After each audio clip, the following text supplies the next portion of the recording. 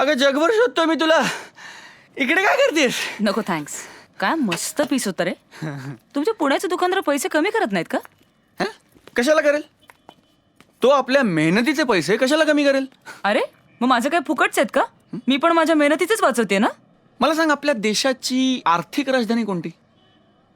मुंबई. हं? आणि तू मुंबईची. अरे मग मुंबईची मुलगी असताना थोड्याशा पैशांसाठी कशाला एवढं ताण करते? देऊन टाक ना. मग तुमच्याकडे पेशवाई आहे ना, त्याला सांग ना पैसे कमी करायला. अरे जराशा पैशांसाठी काय जीव घेणारच की काय दुकानदाराचा?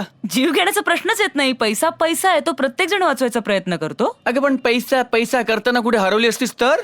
बघितलंस ना केवढी गर्दी असते आमच्या तुळशीबागेत? गर्दी? तू एका मुंबईच्या मुलीला पुण्याच्या गर्दीची भीती घालतोयस? अरे काय राव, अगं गर्दी गर्दी आहे. आता ह्याच्यात मुंबई आणि पुण्याचा काय संबंध? अरे मी काय लहान मूल आहे का गर्दी ठरवायला? अरे कसली आहेस तू? 2 मिनिटापूर्वी त्या दुकानदाराशी वाद घालत होतीस, आता माझ्याशी भांडतेस. अरे वाद घालायचा प्रश्नच येत नाही. तू कन्व्हिन्स हो ना. तू म्हण की पैसा पैसा आहे, तो वाचवायलाच पाहिजे. मानलं राव, मानलं तुम्हाला. लग्नानंतर ना नवऱ्याचे सॉलिड पैसे वाचवणार तू. हॅलो, त्याचे पैसे तो वाचवेल, माझे मी वाचवीन. काय झालं, असं का बघतोयस? तू प्रेमात पडू शकतेस ह्याच्यावर विश्वासच बसत नाही माझा. छे अरे प्रेमात पडण्याचा आणि पैसे वाचवण्याचा काय संबंध? नाहीच आहे, संबंध नाहीच आहे. पण तुझ्यासारखी तिखट आणि अगोड मुलगी प्रेमात कशी काय पडू शकते याचा विचार करतोय मी.